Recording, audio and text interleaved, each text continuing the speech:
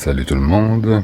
Je suis toujours au Vietnam, au nord.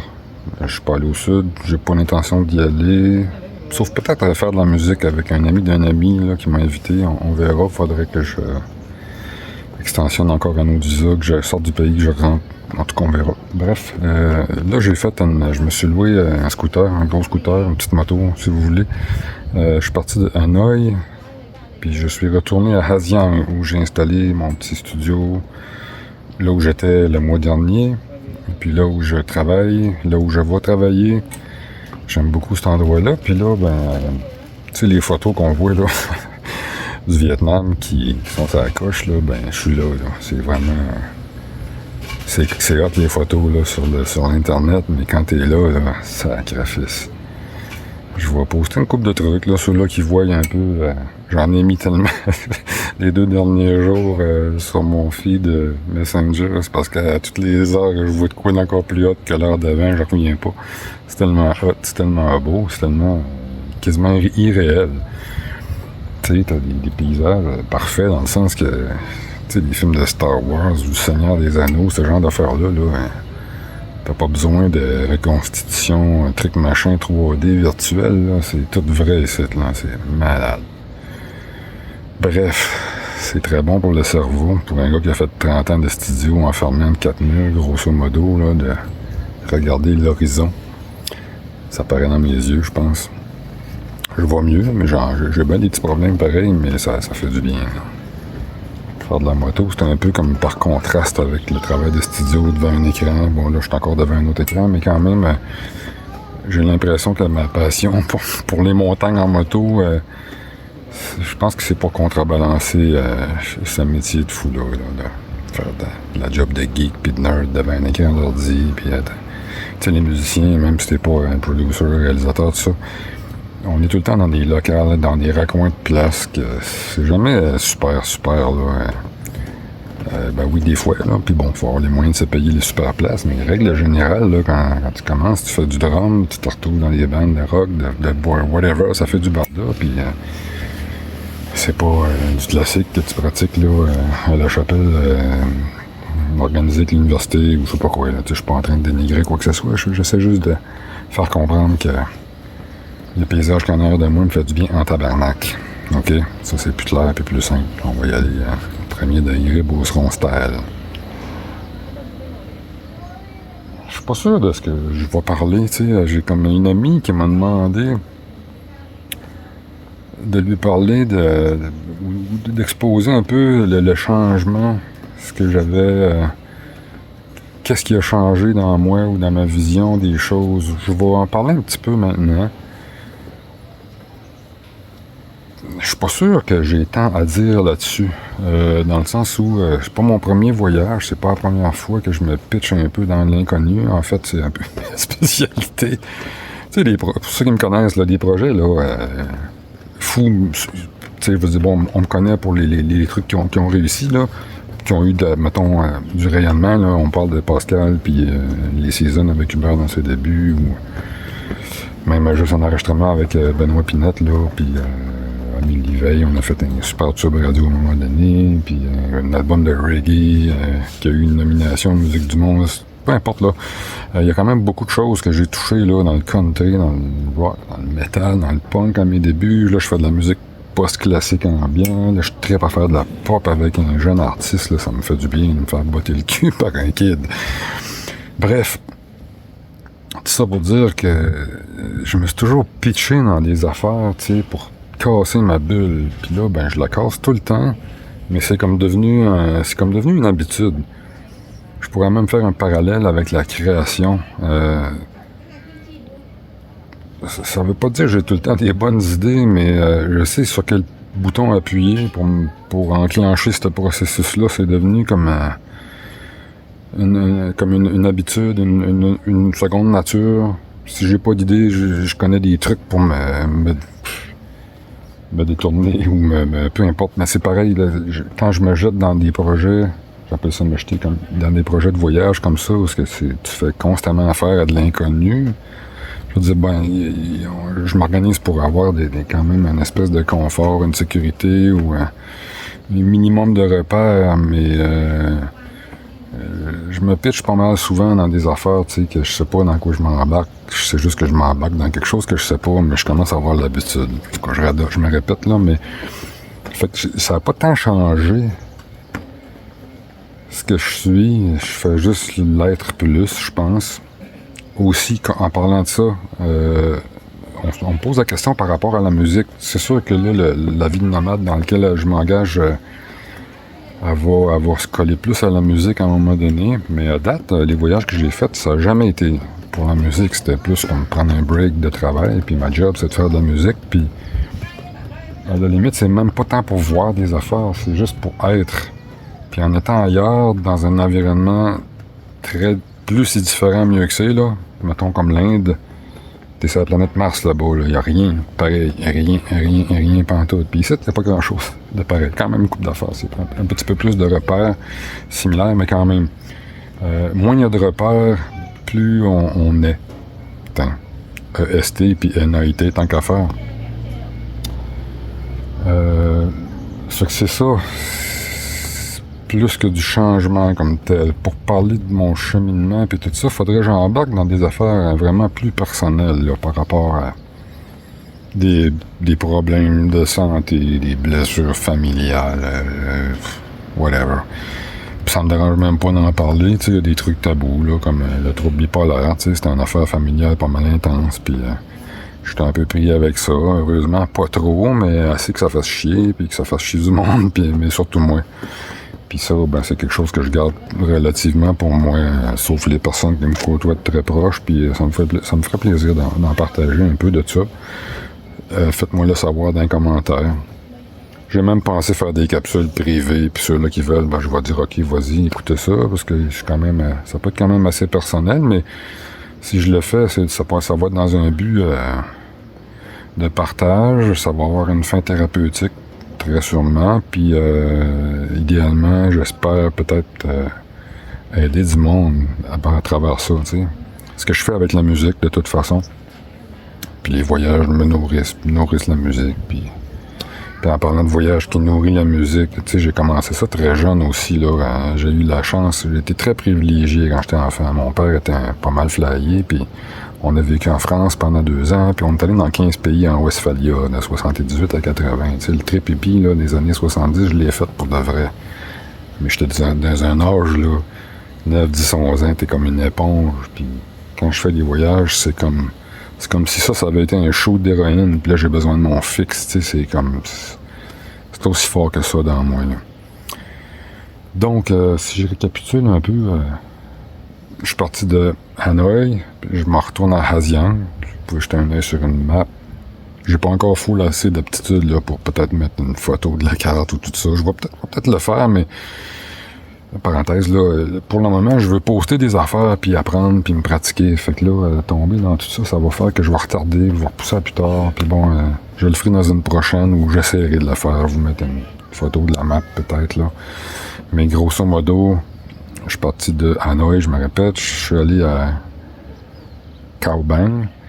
Puis là, j'ai oublié le nom, malheureusement, des autres endroits, mais là, je suis comme en train je suis vraiment sur le bord de la frontière chinoise, dans des endroits complètement pittoresques, puis je retourne à Haziang, qui est très au nord, mais un peu plus... c'est comme si je m'en allais pas à l'est, au nord-est, là, mais je suis comme pas mal direct au nord, mais là, je me retourne un petit peu vers l'ouest. Puis je vais aller passer à peu près 2 semaines là-bas, là, qui me reste au Vietnam avec ce visa-ci, pour faire du mix, puis travailler, puis toujours décompresser, prendre soin de moi. Puis j'ai posté beaucoup de photos sur mon truc là, Messenger. Faudrait que je m'habitue à mettre ça sur Instagram d'ailleurs. Mais j'ai fait plusieurs captations vidéo, puis j'ai l'intention de faire un petit montage de cette aventure-là, ce tronçon-là de quelques jours, on va dire. Puis peut-être j'ai fait quelques trucs vidéo là, avec un gimbal, je pense que ça s'appelle. C'est pas une gimbarde, là, c'est un gimbal. Mais j'ai fait quelques captations, des images.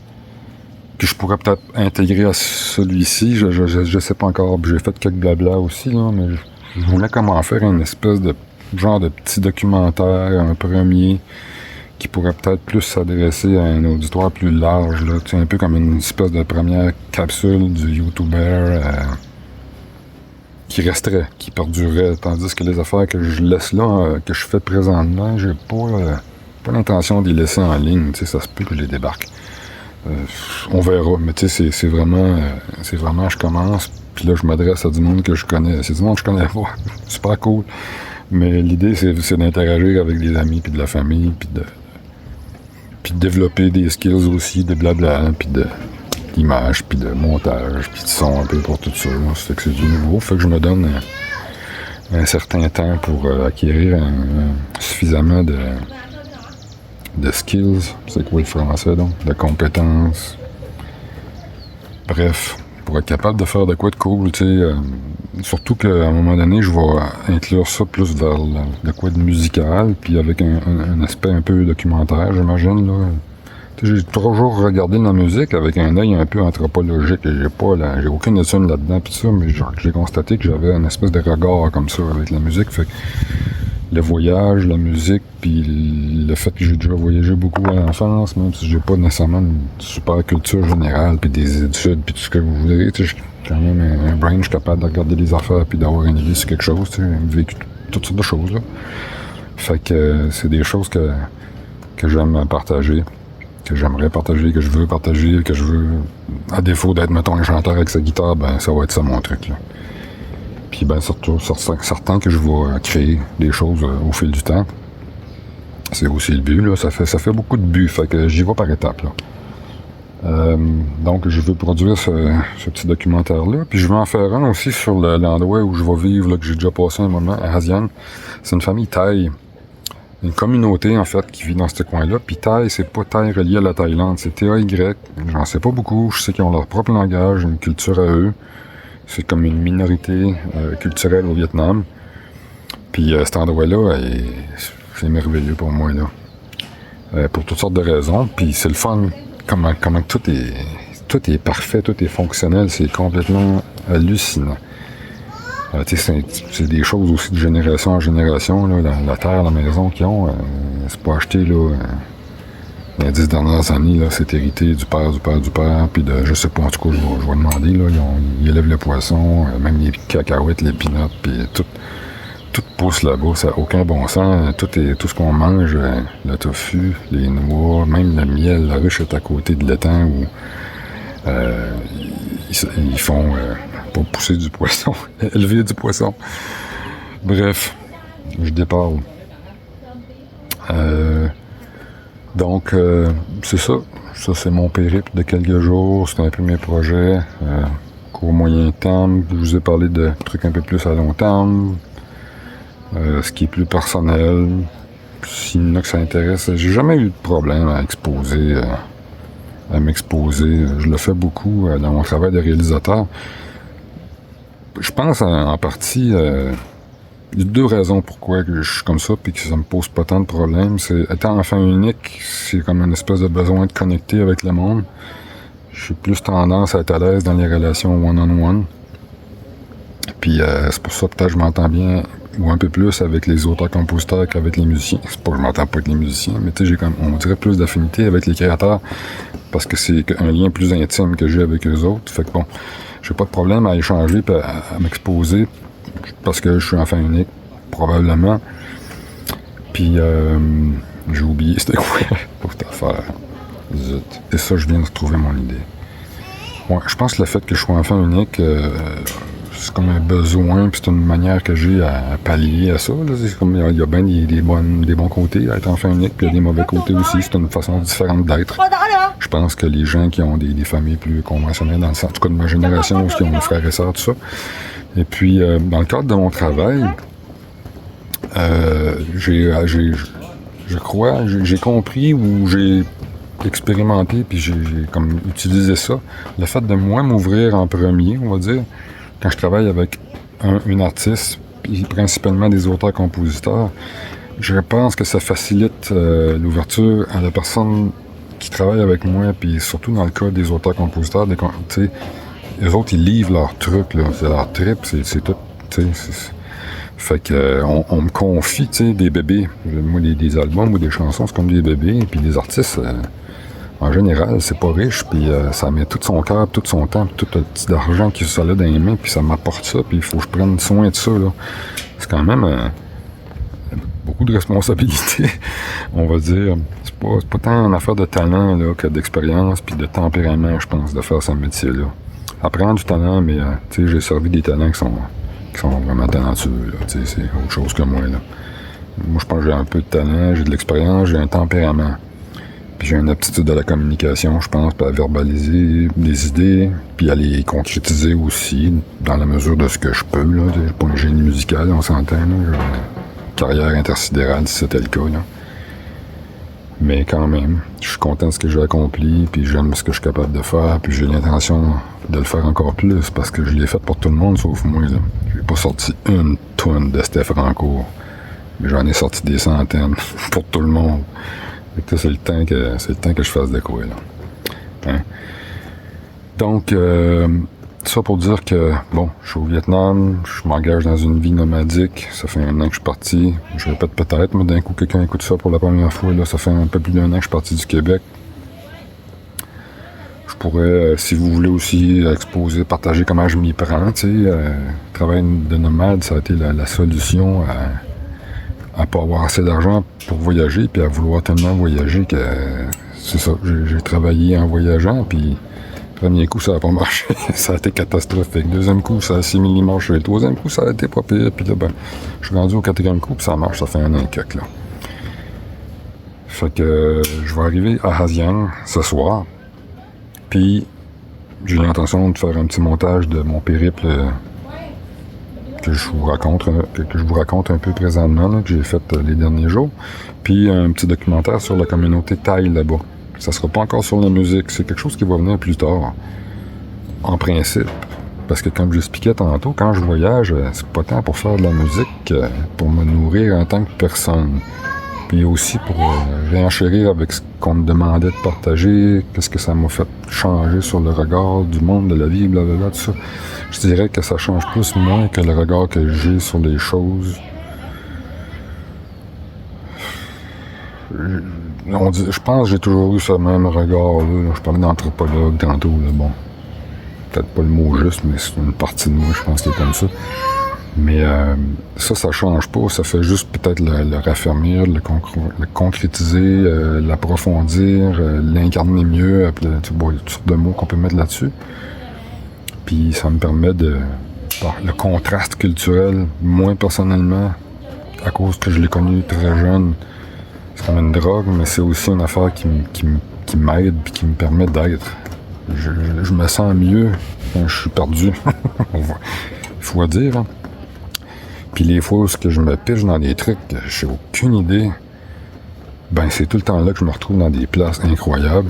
Puis là, on parle de lieux physiques, mais des aventures comme Pascal Picard, c'était une affaire. Jamais j'aurais cru que ça m'arrive. Tu sais, tu m'aurais dit à 17 ans, j'étais un jazz snob, que j'aurais été dans une bande de pop à quasiment 40 ans, signer des autographes à des filles de 20 ans. Tu sais, je veux dire, ça... Je me serais dit, hey Steph, qu'est-ce que tu fais là? Ça n'a pas rapport, même. Mais tu sais, c'est quelque chose que j'ai suivi mon instinct, puis je me suis pitché là-dedans corps et âme. Puis là, ben, je parle d'elle parce que ça a été le plus gros projet, je pense.